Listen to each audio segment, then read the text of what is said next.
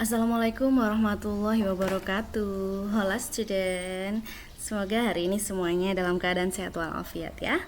Baik, pada pertemuan kali ini saya akan menjawab kegalauan teman-teman sekalian mengenai bagaimana sih caranya menentukan masalah penelitian, merumuskan masalah penelitian. Apakah ada tips dan triknya?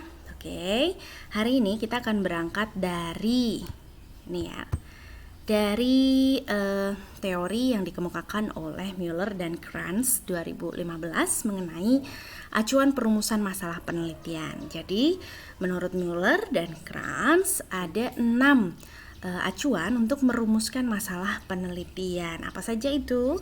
Yang pertama ada pengecualian yang provokatif, kemudian ada bukti yang kontradiktif, konflik tindakan versus pengetahuan, kemudian konflik metodologis, konflik teoretis, dan kekosongan pengetahuan. Nah, kita akan bahas satu persatu nih dari 6 acuan perumusan masalah versi Mueller dan Kranz. Baik, kita masuk ke ini, yang pertama ya, pengecualian yang provokatif. Apa sih pengecualian yang provokatif itu?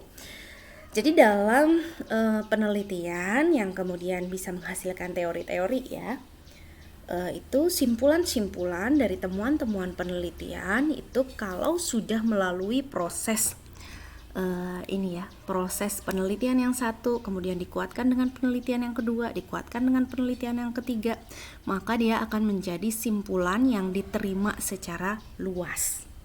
Oke, nah simpulan yang diterima secara luas ini biasanya diakui sebagai kebenaran umum ya. Artinya kebenaran umum yang berkaitan dengan topik atau temuan penelitian yang kemudian sudah menjadi simpulan itu ya. Nah, kemudian kalau pengecualian yang provokatif ini yang seperti apa? Ini terjadi jika ada penelitian atau penelitian yang kalian lakukan itu ternyata berbeda dengan simpulan yang diterima secara luas. Misalnya perbedaan ini tidak harus seluruhnya ya, ada bagian yang berbeda dari simpulan itu. Misal simpulan yang diterima secara luas itu ABCD, ternyata kalian menemukan ada simpulan ABCE misal. Bedanya kan hanya di ujungnya doang ya, hanya di ujungnya aja. Jadi itu sudah merupakan sebuah pengecualian ya. Pengecualian yang provokatif ya. Provokatif untuk apa? Untuk dilakukan penelitian lebih lanjut. Apa nih yang membedakan antara si D dengan si E tadi di ujung dari temuan atau simpulan yang telah diterima secara luas itu. Oke, kita akan lanjut ke bukti yang kontradiktif. Ini sangat berkaitan erat dengan pengecualian yang provokatif ya. Jadi bukti yang kontradiktif, kalau dalam penelitian kita harus mengemukakan data ya yang faktual sebagai bukti faktualitas dari informasi yang disajikan melalui penelitian-penelitian itu. Nah, bukti faktualitas nih dari penelitian-penelitian terdahulu itu kalau kontradiktif dengan bukti faktualitas dari penelitian yang dilakukan, itu berarti bisa menjadi acuan untuk merumuskan permasalahan penelitian ya. Misalnya nih contoh bukti faktualitas dari penelitian terdahulu yang mengidentifikasi pencemaran air di lokasi tertentu, itu kan menunjukkan bahwa ada kandungan merkuri di situ. Tapi ternyata penelitian yang berikutnya atau penelitian yang dilakukan itu menunjukkan bahwa memang ada senyawa yang mencemarkan air tetapi itu bukan merkuri ya. Jadi zat itu atau senyawa itu ada kemiripan dengan merkuri tetapi dia bukan merkuri. Nah, jadi kontradiktif ya, ada perbedaan yang signifikan antara bukti faktualitas dari penelitian terdahulu dengan bukti faktualitas dari penelitian yang dilakukan. Oke, ini nanti bisa arahnya untuk mengetahui perbedaannya dari sisi mana dan menguji ya. Menguji bukti-bukti faktualitas dari penelitian terdahulu atau menguji apa sih yang sebenarnya memengaruhi sehingga bukti faktualitas dari penelitian yang dilakukan itu bisa kontradiktif dengan bukti faktualitas dari penelitian terdahulu.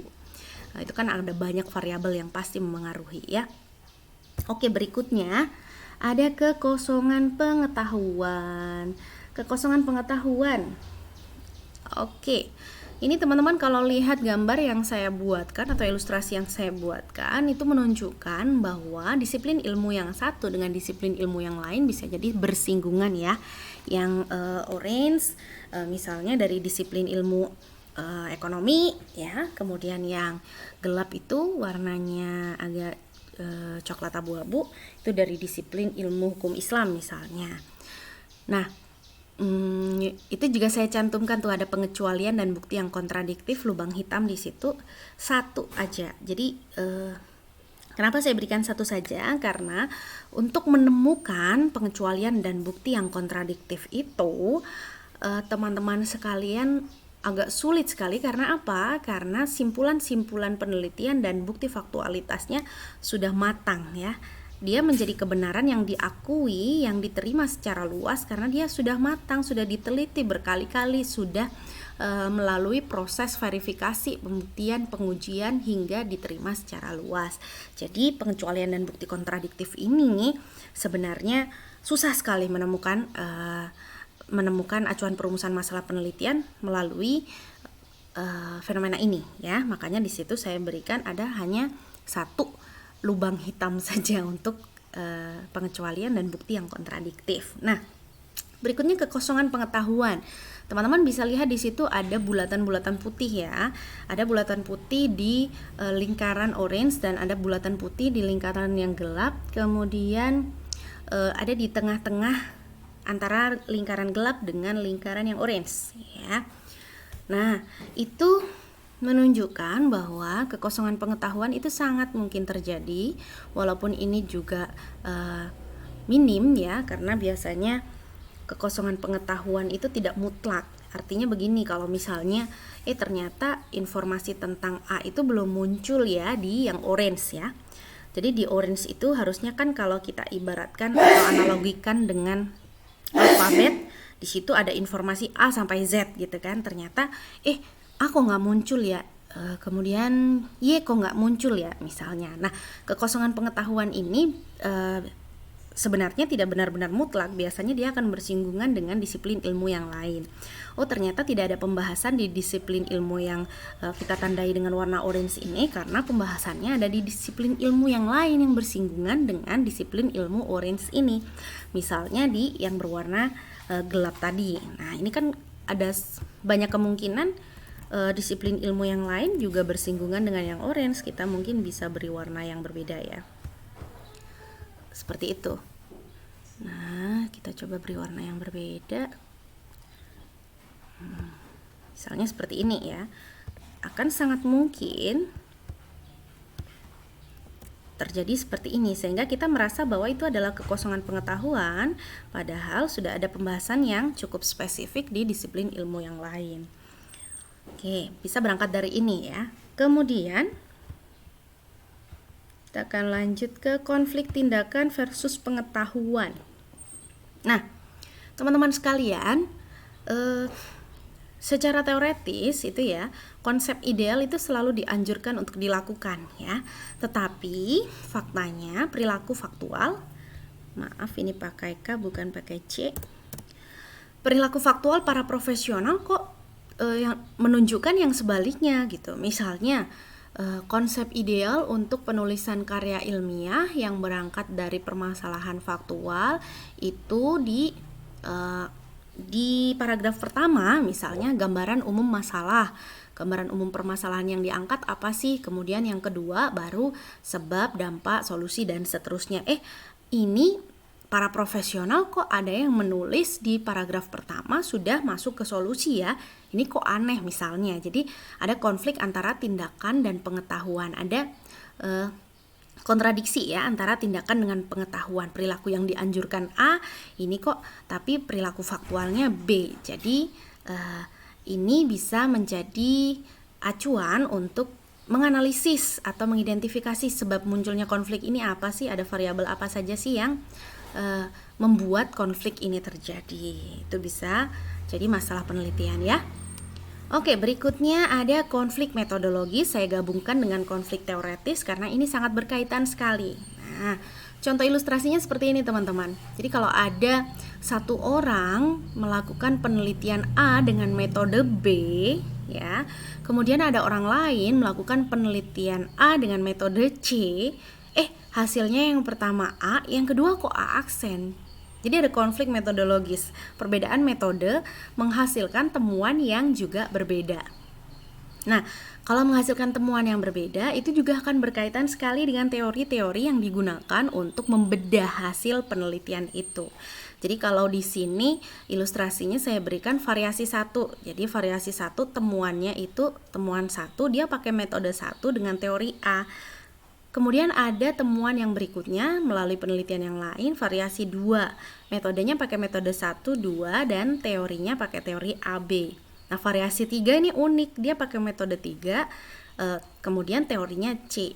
Nah, jadi ini adalah hal yang sangat mungkin terjadi, konflik metodologis dan teoretis, sehingga temuan penelitian yang satu untuk subjek penelitian yang sama dengan temuan penelitian yang kedua untuk subjek penelitian yang sama bisa jadi berbeda walaupun perbedaannya tidak signifikan. Nah, ini bisa jadi acuan atau kalian ambil sebagai sebuah permasalahan penelitian untuk diidentifikasi yang mana yang sebenarnya atau apa yang sebenarnya melatar belakangi dan membuat hal itu terjadi.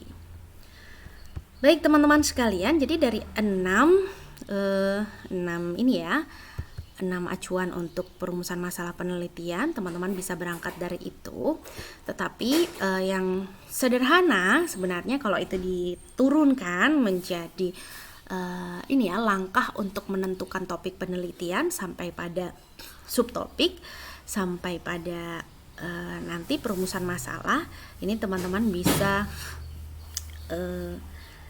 melakukan hal yang saya lakukan semacam ini ya. Jadi misalnya saya mau ambil topik investasi deh dalam penelitian yang akan saya lakukan. Nah, pertanyaan teman-teman nih biasanya kalau sudah ada topik seperti ini pasti apanya investasi ya yang mau saya bahas, begitu kan? Nah, jadi teman-teman bisa mengerucutkan apanya investasi sih yang mau saya bahas. Investasi fiktif. Coba investasi fiktif.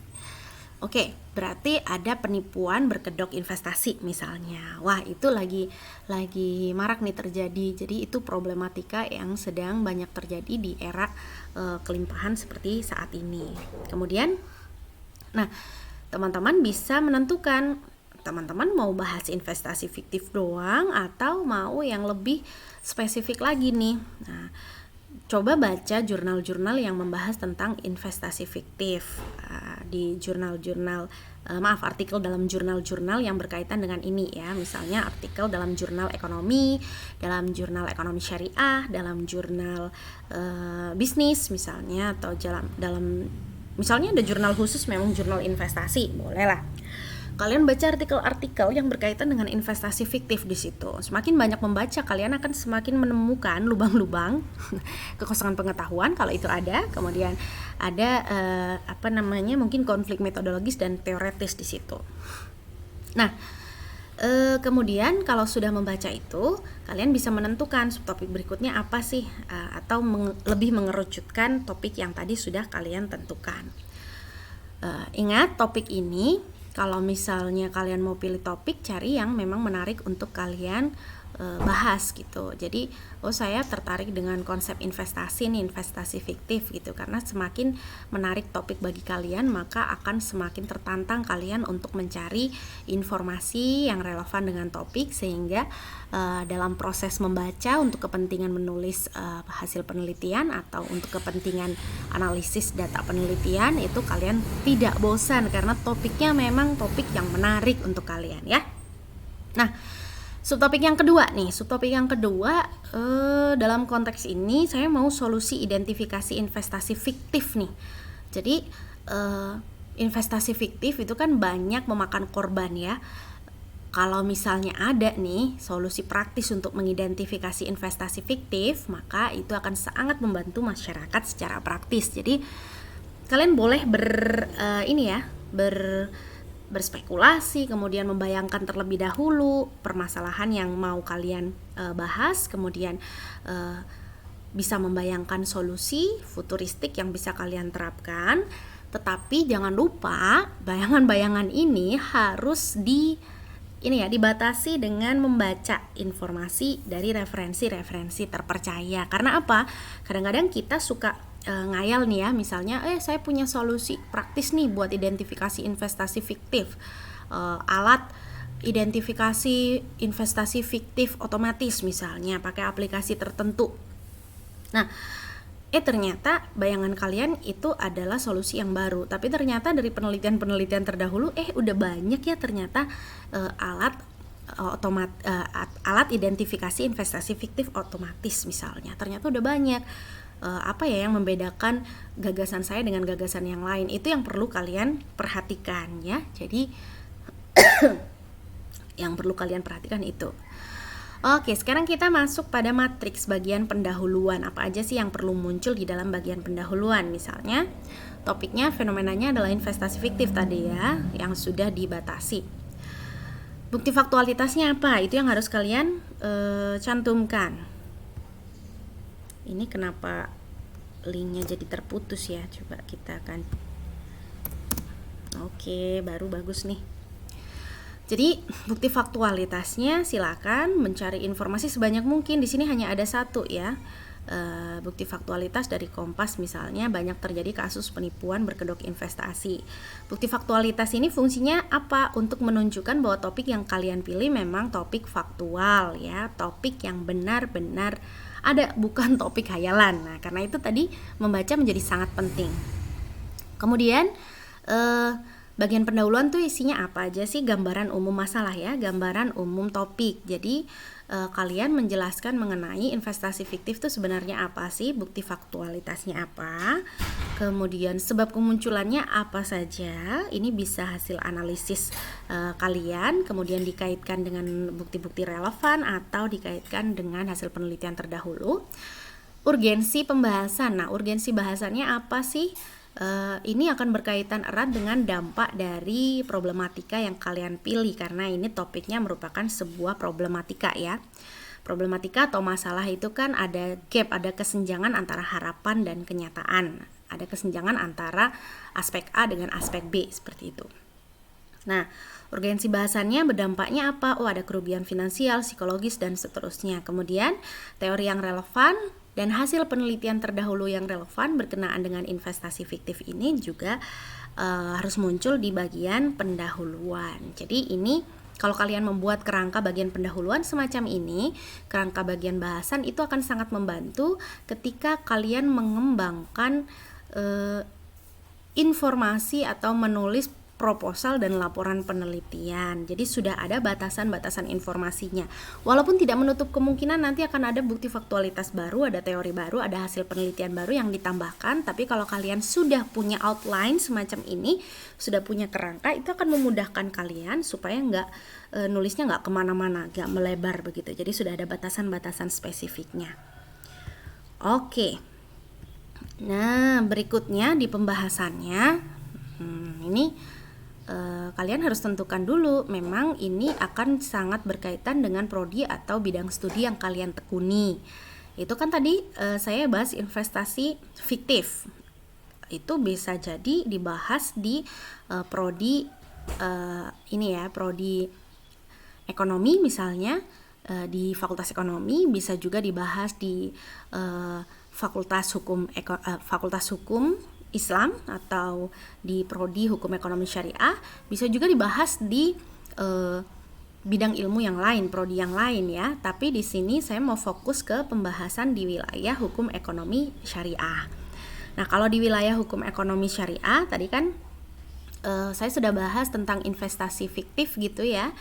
Nah, di situ ada tawaran solusi untuk identifikasi investasi fiktif. Ini teman-teman juga harus kembali lagi banyak baca tentang solusinya apa aja ya, solusinya apa aja untuk mengetahui investasi yang satu bodong, yang satu aman misalnya. Nah, dalam konsep investasi atau setelah saya baca-baca referensi ya, dalam konsep investasi, kemudian konsep jual beli, perdagangan makanan dan seterusnya, kita di Indonesia mengenal ada sertifikasi halal atau ada label halal ya.